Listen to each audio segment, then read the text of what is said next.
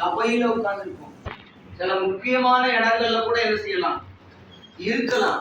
ஆனா உள்ளான மனிதனுக்குள்ள என்ன இல்லை, விடுதலை என்ன செய்யல. காரணம், சத்தியத்தை அறிய வேண்டிய பிரகாரமா என்ன செய்யல, அறியல. மறுபடியும் சொல்றேன், கவனிங்க. எல்லாருக்கும் பைபிள் தெரியும் தானே? எல்லாருக்கும் என்ன தெரியுது? பைபிள் தெரியும் தானே? ஓரளவுக்கு எல்லாருக்கும் வாசிக்க தெரியும். கவனிங்க, சத்தியத்தை வாசிக்கிறது வேற, சத்தியத்தை அறிகிறது வேற. ஒரு மனிதன் சத்தியத்தை அறியும் பொழுது அவனுக்கு மனக்கண்கள் நிச்சயமா என்ன செய்யப்படும், திறக்கப்படும். அப்படி திறக்கப்படலன்னா அவன் சத்தியத்தை இன்னும் அறியலன்னு தெரியாது. மறுபடியும் வெளியிடங்கமாக அல்லேலூயா. நம்முடைய மனக்கண்கள், உள்ளான மனிதனுடைய மனக்கண்கள் திறக்கப்படல அப்படின்னா நான் இன்னும் என்னத்தை அறியல, சத்தியத்தை அறிய வேண்டிய பிரகாரமா அறியல. சத்தியத்தை படிச்சிருக்கிறேன், ஆனா சத்தியத்தை நான் என்ன செய்யல, அறியல.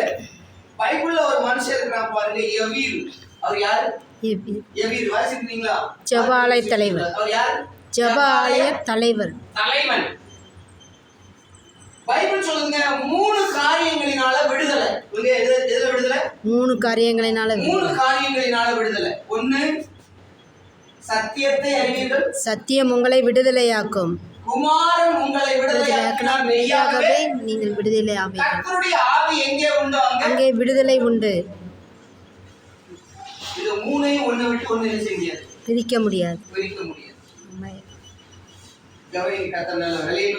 அதனால நாம சரியாக சத்தியத்தை என்ன செய்யணும், விளங்கி கொள்ளணும். நீங்க சரியா சத்தியத்தை விளங்கி கொண்டா இந்த 3 விதத்துல உண்டாகிற டெலிவரன்ஸ், விடுதலையை நாம என்ன செய்ய முடியும், தனிப்பட்ட வாழ்க்கையில அனுபவிக்க என்ன செய்ய முடியும், நிச்சயமா முடியும். இதுக்காக தான் ஆண்டவராகிய இயேசு என்ன செஞ்சிருக்கிறாரு, பூமிக்கு என்ன செஞ்சிருக்கிறாரு, வந்தார். அல்லேலூயா. கவனிங்க, ஆண்டவருடைய பரிசுத்த நாமத்துக்கு மகிமை உண்டாவதாக. அதனால இங்க வேதம் சொல்லுகிறது, இயேசு கலிலேயாவிலே வந்து, எங்க வந்தாராம்? கலிலேயாவிலே வந்து. இயேசு படித்த யூதர்களை தேடி போகல, பணக்கார யூதர்களை என்ன செய்யல, தேடி போகல. அல்லது சமூகத்துல அந்தஸ்தோடு இருக்கிற மனிதர்களை என்ன செய்யல, தேடி போகல. கலிலேயாவுக்கு போனார். ஏன்னா பைபிள் சொல்லுது, கலிலேயாவின் பகுதி என்ன சொல்லுதுன்னா, இருளில் இருக்கிற ஜனங்கள் பெரிய வெளிச்சத்தை கண்டார்கள். அப்போ நல்லா கவனிங்க, நீங்க கவனிங்க. அப்போ எங்க இருள் இருக்கிறதோ அவங்களுக்கு தான் இயேசு தேவையானவராய், அவசியமானவராய், அத்தியாவசியமானவராய் என்ன செய்றார், இருக்கிறார். ஆமென். இன்னொரு விதத்துல சொல்ல போனா, இருள் தனக்குள்ள இருக்குன்னு சொல்லி ஒத்துக்கிற ஜனங்களுக்கு அவர் மிக சமீபமா என்ன செய்றார், இருக்கிறார். ஆமென். எனக்குள்ள இல்ல, எனக்கெல்லாம் இந்த வெளிச்சம் தேவையே இல்ல, எனக்கு இந்த இயேசு தேவையில்லைன்னு நினைக்கிறவங்களுக்கு அவர் தேவையில்லை. அவங்கள தேடி போகிறதும் என்ன செய்யல, இல்ல.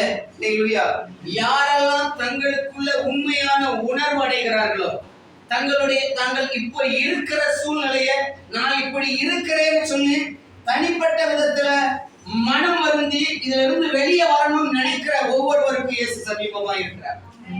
அவங்களுதான் இயேசு சொந்தம். அவங்கள பார்த்து ஆண்டவர் சொல்றாரு, அல்லேலூயா சொல்லாமா? மனம் திரும்புங்கள், பரலோக ராஜ்யம் சமீபமா இருக்கிறது. நான் சொல்றேன், இயேசுவை சரியா நாம அறிந்து கொள்ளும் பொழுது பாவம் செய்ய முடியுமா, முடியாதா? முடியும். அல்லேலூயா. ஆனா கவனிங்க, ஆனா உடனே சடனா திரும்பி என்ன செஞ்சிருவோம், சொல்லுங்களேன், சடனா மனம் திரும்பிடுவோம். ஆனா கவனிங்க, கர்த்தர் நல்லவர். இயேசுவை அறிந்திருக்கிறேன்னு சொல்லியும் வாயினால என்ன செய்றோம், சொல்லியும் வாழ்க்கை வித்தியாசமாவே தொடர்ச்சியா இருக்குமே. ஆனால் சபையில இருந்து கொண்டு என் வாழ்வு வித்தியாசமா இருக்குமே, ஆனால் அதுக்கு தேவனுக்கு விரோதமா இருக்குமே, ஆனால் நான் இன்னும் இயேசுவை அறிய வேண்டிய பிரகாரமா என்ன செய்யல, அறியல. கர்த்தர் நல்லவர். பைபிள் என்ன சொல்லுது? ஓப்பனாவே சொல்லுது, நியாய தீர்ப்பு எங்க இருந்து தான் துவங்கும்? நியாய தீர்ப்பு எங்க துவங்கும்? தேவனுடைய சபையில நியாய தீர்ப்பு தேவனுடைய வீட்டிலிருந்து துவங்கும் காலமாய் இருக்கிறது. ஏன்னா நீதான் உனக்குள்ளதான் அந்த வெளிச்சம் ஒன்னதான் ஃபர்ஸ்ட் என்ன செஞ்சிருக்குது? சந்தித்து இருக்கிறது. உன்னை கொண்டுதான் அநேகரை தேவன் சந்திக்க என்ன செய்கிறாரு? விரும்புகிறார். அப்ப நீதான் சாட்சியா என்ன செய்யணும்? இருக்கணும். கவனிங்க, கர்த்தர் நல்லவர். நான் அதனால அடிக்கடி என்னுடைய பிரசங்கத்துல சொல்றது உண்டு, சபைக்கு போகிறதுனாலயே நான் கிறிஸ்தவன் இல்லை. சபைக்கு போகிறதுனாலயே கிறிஸ்தவன் இல்லை. நிறைய பேர் சபைக்கு வருவாங்க, ஆனா இயேசுக்கும் அவங்க வாழ்க்கைக்கு சம்பந்தமே இருக்கு. கவனிங்க, கர்த்தர் நல்லவர். இப்போ நாம அப்பத்திலையும் ரசத்திலையும் பாத்திரத்துல பங்கு கொண்டோம் இல்லையா? தன்னைத்தானே சோதித்து அறிந்து, அதுவும் சொல்லப்படுகிறது தானே சத்தியத்துல. அதனால சபைக்கு வருகிறதுனாலேயே நான் கிறிஸ்தவன் அல்ல. சபைக்கு வருகிறதுனால நான் கிறிஸ்தவன் அல்ல. எனக்குள்ள இயேசு இருக்கிறதுனால தான் நான் கிறிஸ்தவனா என்ன செய்ய முடியும். அது என் தனிப்பட்ட வாழ்க்கையின் அனுபவமா என்ன செய்யணும் இருக்கணும். கவனிங்க, ரட்சிப்பு என்பது தேவனோடு உள்ள உறவு என்பது என்னுடைய தனிப்பட்ட அனுபவம். சபை என்பது கிறிஸ்துவினுடைய சரீரம்.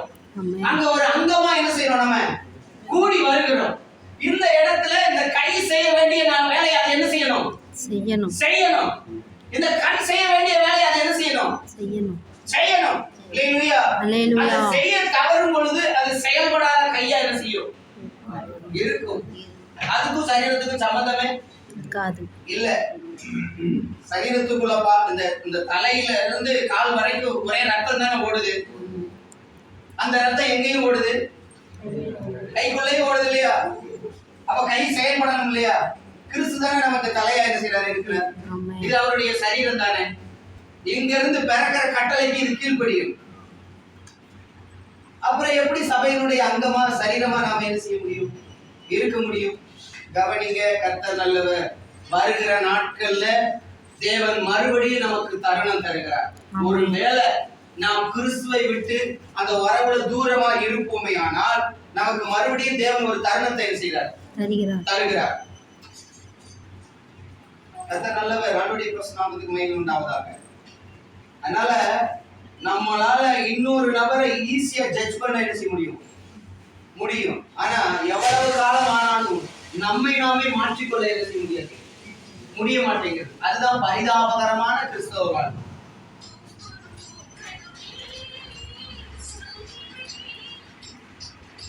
கவனிங்க. கர்த்தர் நல்லவர். கர்த்தர் கூட பேசுவாரா? வேதம் சொல்லுகிறது எங்க வந்தாருன்னு சொன்ன கலிலேயாவுக்கு. கலிலேயாவுல என்ன இருந்தது? இருளில் இருக்கும் ஜனங்கள்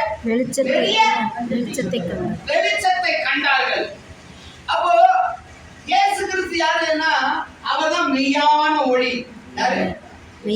நானே உலகத்துக்கு மெய்யான ஒளியா இருக்கிறேன்னு சொல்லி ஆண்டவர் சொல்றாரு இல்லையா? அந்த ஒளியானது இருளிலே பிரகாசிக்கிறது. இருளானதை பற்றிக்கொள்ள இல்லை. யோவான்ல ஒரு வசனம் கூட இருக்குது. மனுஷன் ஒளியானது உலகத்திலே வந்திருந்து மனுஷன் ஒளியை பார்க்கிறோம் இருளை விரும்புவதே அந்த ஆக்கின தீர்ப்புக்கு காரணமா என்ன செய்து இருக்குது. கவனிங்க, கர்த்தர் நல்லவர். நம்ம எல்லாரையும் அவருடைய ராஜ்யத்துல சேர்க்க வேண்டும் என்பதுதான் இயேசு கிறிஸ்துவினுடைய முழு விருப்பம், முழு மனதினுடைய நோக்கமும்.